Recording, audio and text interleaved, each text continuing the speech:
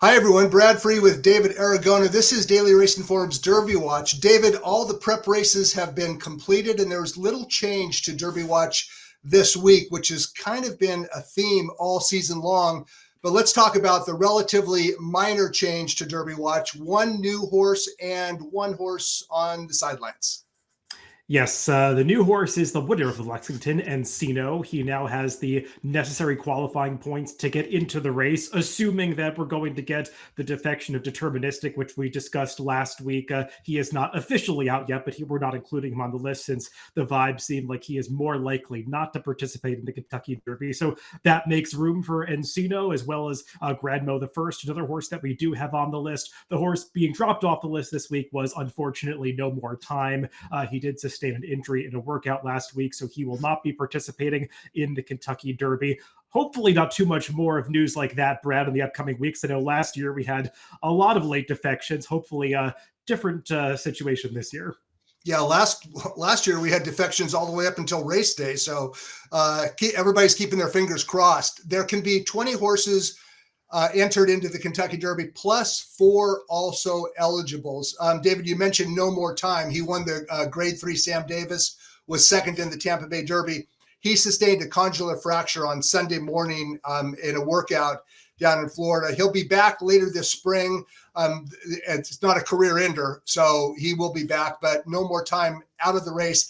And I guess you could say that No More Time's defection softens the pace scenario a little bit, but I still think the pace is going to be legitimate with the likes of Track Phantom, Fierceness, and Dornoch all up there on or near the front end. So, but No More Time's defection does take a little bit of heat out of the race. Would you agree with that?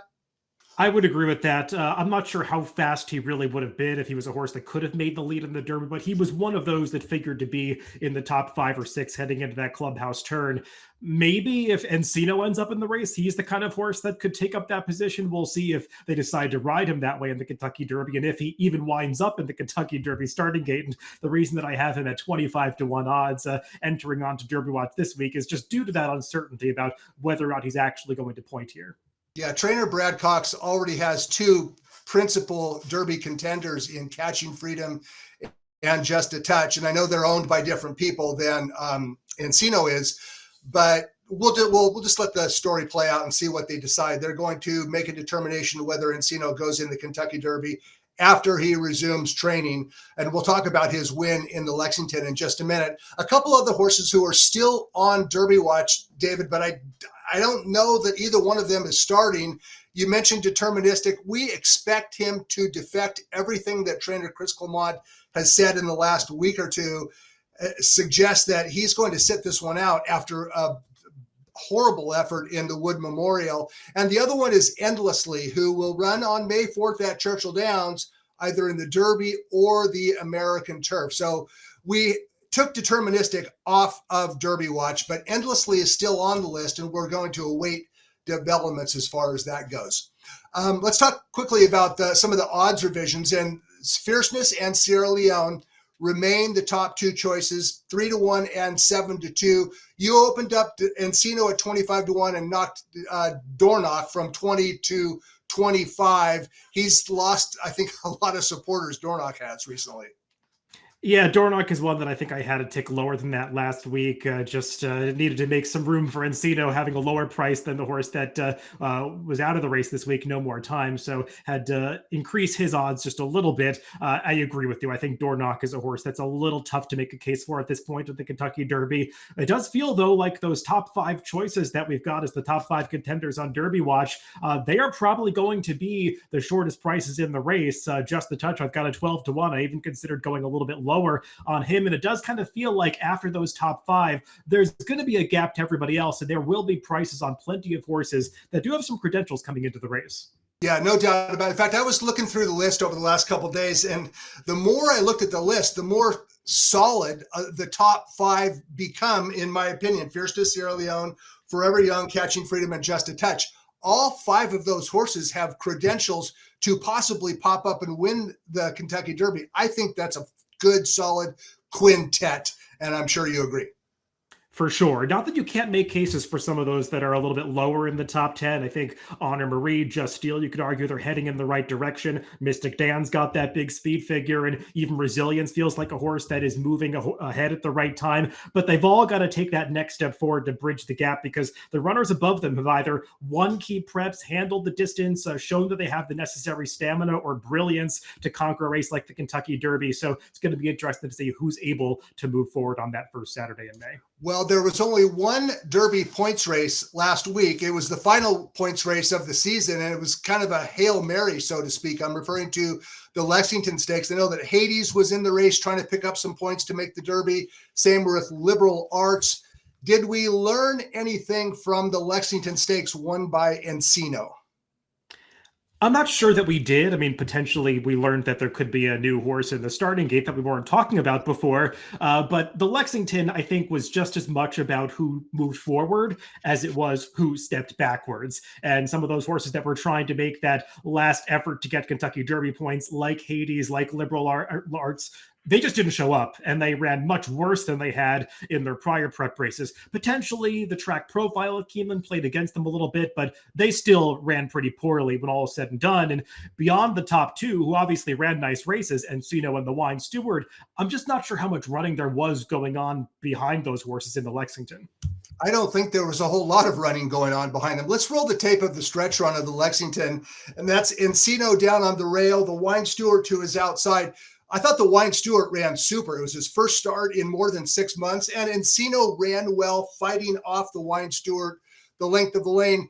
David, you suggested that there may have been a rail bias last weekend or last Saturday at Keeneland. All 3 dirt routes were won by horses who scraped paint.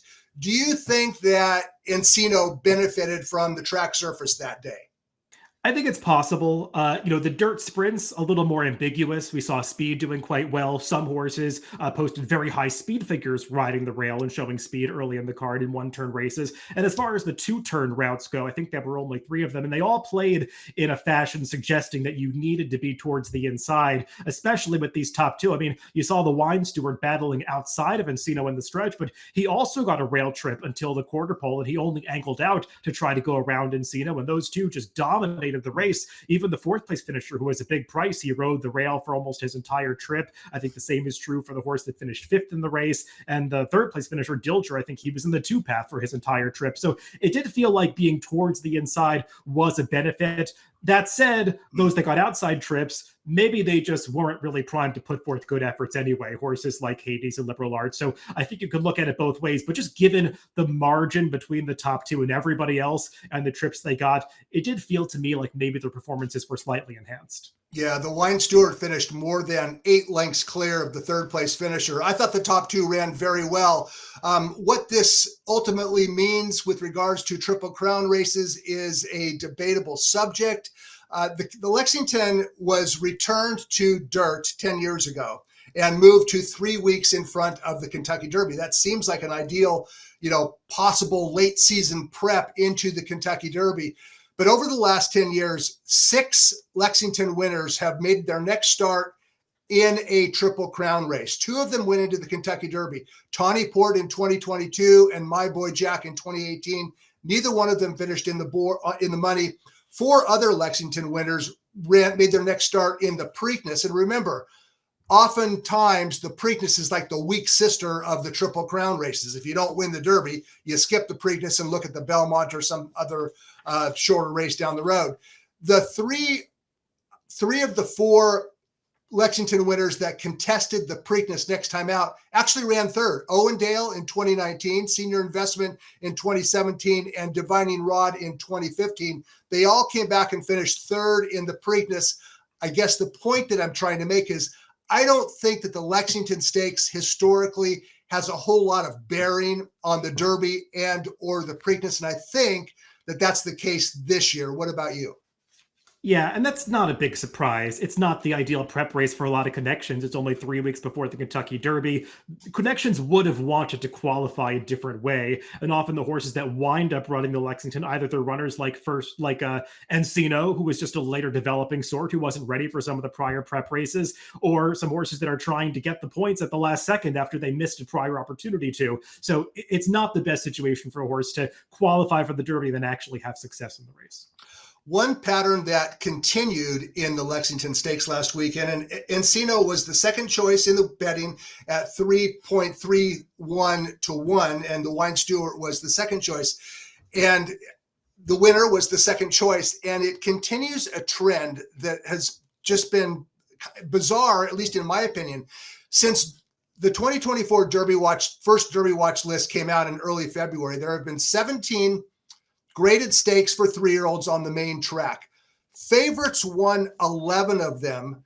The second favorite won 5 of them. And the only real huge upset winner was Resilience. The third choice, he paid $11 in the Wood Memorial. It almost seems like these Derby prep races are virtually preordained with very few surprises. And beyond the fact that these prep races are being won by favorites and or second favorites, there has been surprisingly little turnover on Derby Watch. In fact, only 2 of the top 10 listed on Derby Watch are new to the list. In other words, they were not originally listed, those being Just a Touch and Resilience. 12 of the 20 on Derby Watch that we started off in February are still on the list. David, I don't know what this means. I don't know if it's significant or whether it's just, statistical mumbo jumbo, but it just seems like form has held up all winter into spring. Is there any significance to that at all?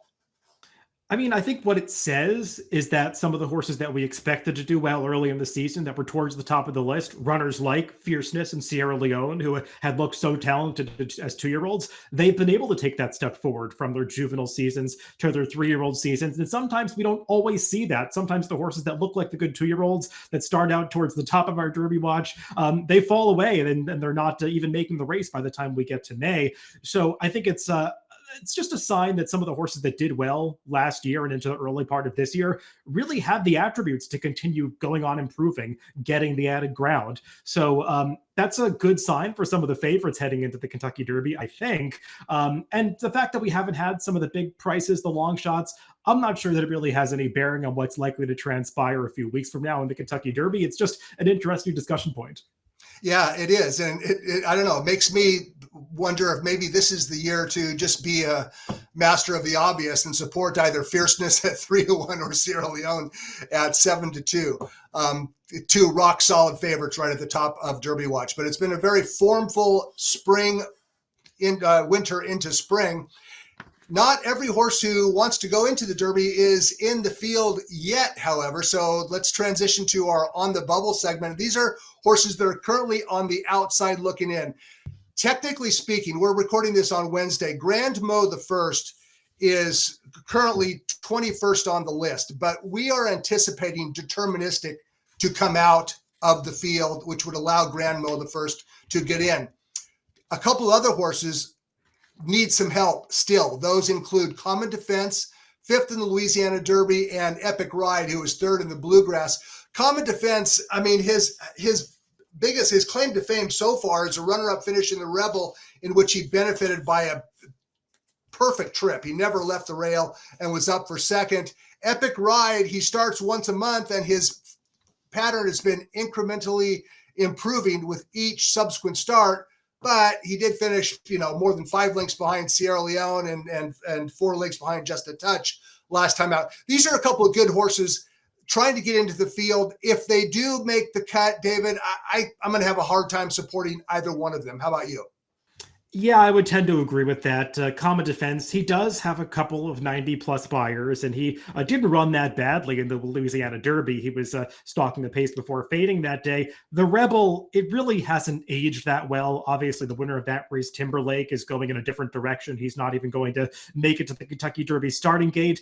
It didn't look like the strongest Rebel going in. The only horse that's currently in the fields coming out of the Rebel is Just Steel, who basically put forth a non-effort that day after an impossible trip. So it's almost like he was a non-participant in the Rebel. And I mean, Common Defense, he has been incrementally improving, but I think he'd need to take another pretty big step forward. And I will say Epic Ride ran better than I thought he was going to in the Bluegrass. He at least handled dirt pretty well. How much he really wants the added distance of the Derby, I have my doubts. Maybe if he does make the field, he's another horse that could potentially be a pace player.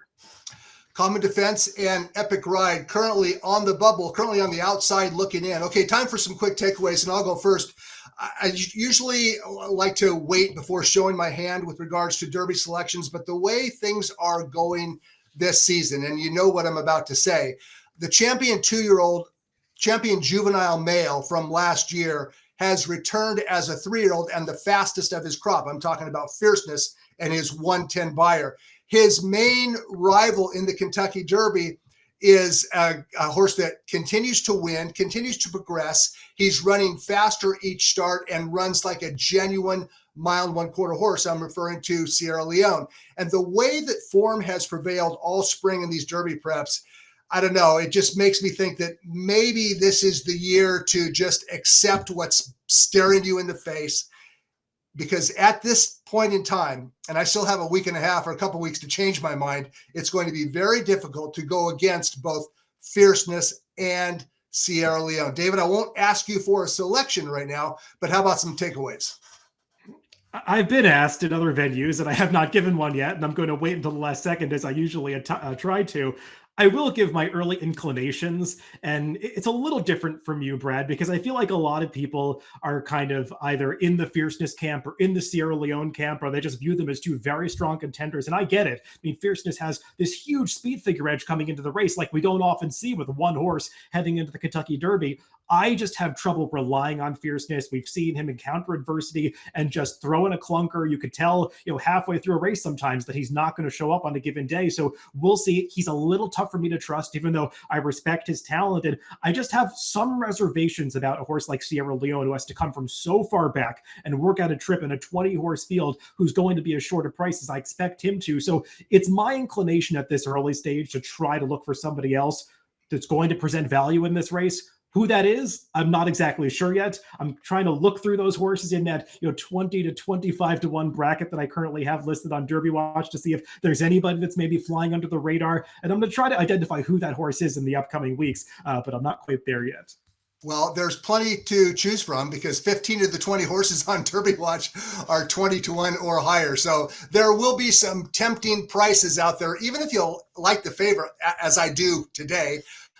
Look, there are vertical exotics in which to wager, and you get a bomb in the 2-hole or 3-hole in the try, and you can walk away with some pretty good money regardless of who wins the race. All right, that's a wrap for Derby Watch. We still need to address the Derby pace scenario. We need to talk about whatever defections occur over the next week or so, discuss odds and betting strategy. So I think we have plenty to talk about next week on Derby Watch. Until then, for David Aragona, I'm Brad Free. Thanks for watching.